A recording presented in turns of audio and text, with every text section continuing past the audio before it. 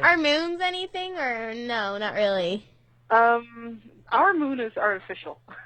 Our moon was made by somebody else, and while it's really pretty and has some fun effects on the tides, which always helps with the fishing, it's not exactly the greatest thing to have around. But some moons that are natural work in harmony with their planets. Sometimes they might be barren in one dimension, but life-bearing in another. Interesting. Same with planets. A lot of planets that appear to be unable to support life in our dimension are teeming with it in others. And, I can't be the arbiter of other people's realities. I can't tell people what they should or shouldn't resonate with. That's up to them. If he resonates with that, then that may be where he can do the best good. I don't personally resonate with the Cobra material at all. The Silver Legion really isn't a fan of him. But you know what? There's another thing I want to say to people about stuff like that. You don't have to stay a member of any group after it ceases resonating with you, or after it served whatever synchronistic purpose that it had. Don't feel the need to be beholden to anyone or any group just because they were the first one or you resonated with them in the beginning. This includes me, this includes Pollock, this includes anyone.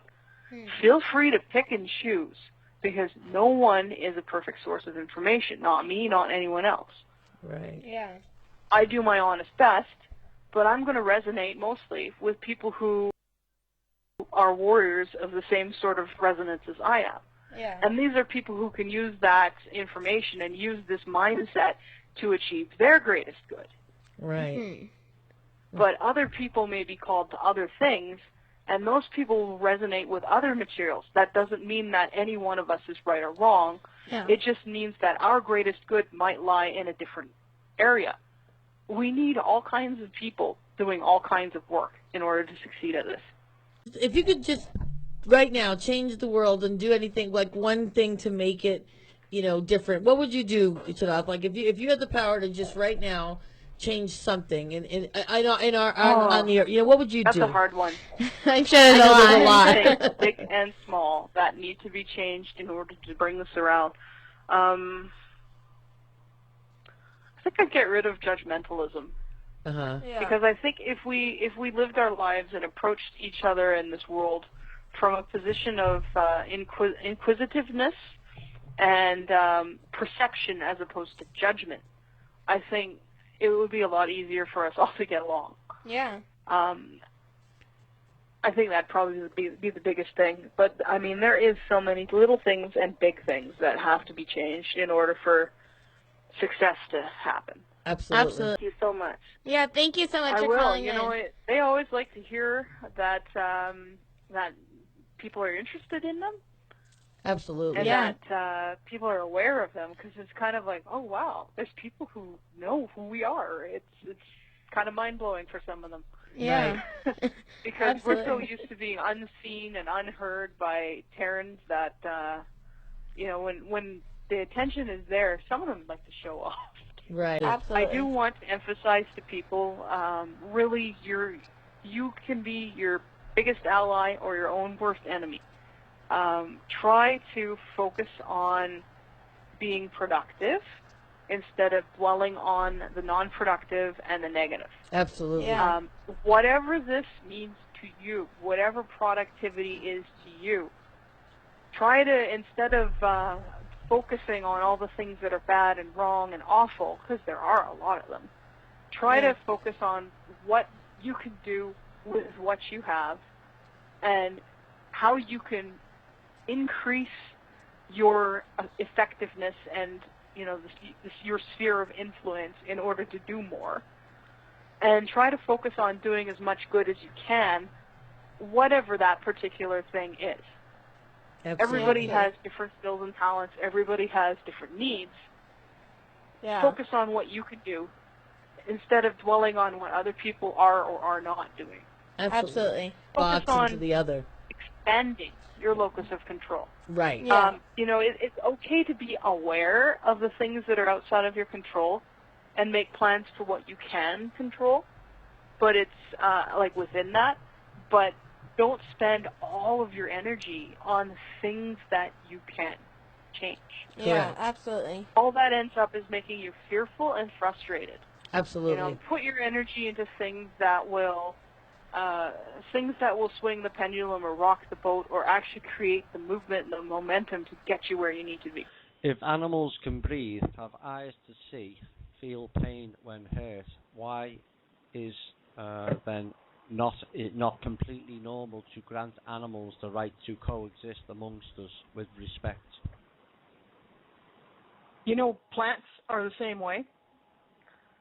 Plants communicate. Sure, we can't hear it, but they do. They communicate. They are capable of suffering and understanding suffering. There's a lot of research that's finding out now that plants are well aware of what goes on around them and able to communicate this with each other. Look up mycorrhiza, which are a kind of root fungus that facilitates communication between groups of plants. Every time I see somebody ask why we're eating animals and we should all be eating plants, it makes me wonder, okay, what makes plants so evil that we should chomp down on them and ignore everything else?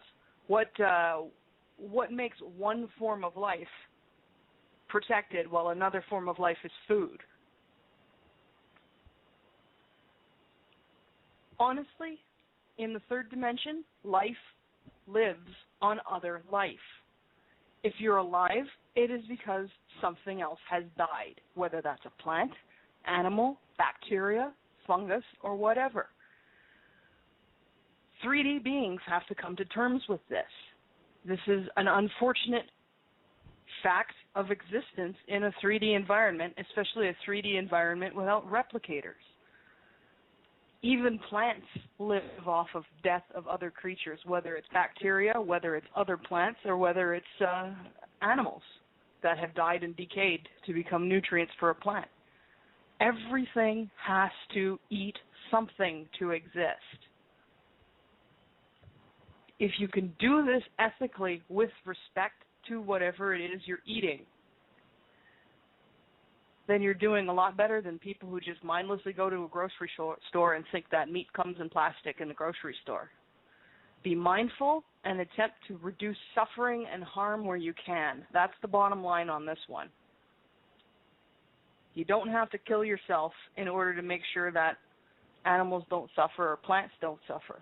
You're still able and obligated to attempt to live your life as best you can, and that includes actually living. But until such a time as replicators are available on this planet, bear in mind that most of us are going to have to eat something. And that something was once alive. We don't have another option. There is no good. There is no brownie points, cosmic brownie points, in criticizing other people for attempting to exist. That's not your call. That's not anybody's call. You can make suggestions on how they can live more ethically, but bear in mind that you might not have the whole story either. You certainly don't have any right to declare someone an evil person for eating something you don't agree with, nor do you have the right to demand that they stop doing something if that is the way for their body to achieve optimal health. You can do that to yourself if you want, but you don't have a right to do that to anyone else, just like you don't have a right to threaten anyone else with hell if they're doing something that you don't believe. It's the same sort of idea. You don't get to punish someone else for doing something that you don't believe. Doesn't matter what it is, whether it's a religion or a way of eating. Do you know what happens to our Terran body after the shift? Does it meld with our incarnated self? Do we have a choice who we be, the incarnation or the Terran? I believe Tolek has talked quite a bit about this in his various interviews, but your Terran body will change. You will transform from being third-dimensional dense matter to being fourth-dimensional fine crystalline matter. And it does not mean that your body is going to fall over dead. It just means that all of a sudden the matter that makes you up will change in an eye blink. It's an instant thing. As for what you will look like at that time, well, if your awareness of who and what you are returns at that time, you're likely going to be able to consciously resume any form you might have had in the past. If you are not aware of who you or what you are, or if this is your first life, or if you don't choose to have another form, you'll stay looking as you are now, only it will be an idealized version of yourself. Okay. For instance, if you're massively overweight, you'll be a healthy weight. If you were born with a disability, that disability will be gone. If you acquired a disability later in your life, that disability will also be gone. Missing limbs will be returned. Genetic abnormalities will be corrected instantly by this. It's a natural process. It's not somebody who's going to do this to you, so you don't need to worry about somebody coming along and making a mistake there. It goes back to the way, I guess you could say, nature intended it to. Right. Tanaath mentioned that parasites, viruses and the like were engineered for our pleasure. I understand that we will be virus-free after the transition. Will we also no longer enjoy mosquitoes, fleas, ticks and other things that encourage us and our animal companions to spend time outdoors? I think that should say discourage us. I don't know about you guys, but I've never enjoyed any of those things. And no, we won't have to enjoy them or suffer them any longer. Anything that is hostile to human life will be gone.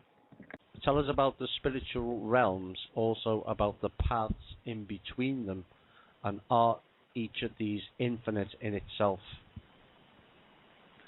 Some are finite. It depends on how the realm or the path is defined. Some realms are defined as touching all places at once and are essentially infinite, even though they might be, when you're inside them, they might seem small. Spatial dimensions, when you're dealing with how realms and paths interact with anything else, spatial dimensions and size references mean absolutely nothing. These things are law unto themselves in terms of that. They define themselves however they want, and they act accordingly, or however they've been designed to, in the case of a realm that has been created. And they all have their own internal laws and rules, and by laws and rules, I don't mean that somebody's going to come arrest you if you try to break them. I mean that you might find that gravity is not a constant, or things like that, as in the natural laws or rules of the realm have been altered or customized. And when you're in them, well, you can't violate any of those without either permission from whoever created the realm or special equipment to do so. When you talk of infinite levels of dimensions, how do these relate to the concept of a universe? Within this universe, we only go to 12 dimensions. Other higher dimensions can visit from outside the universe. They can visit, but this universe is natively 12 dimensions. When it comes to the number of realms that can be in a universe at a time, that number is infinite. There are differences in the sizes of infinities.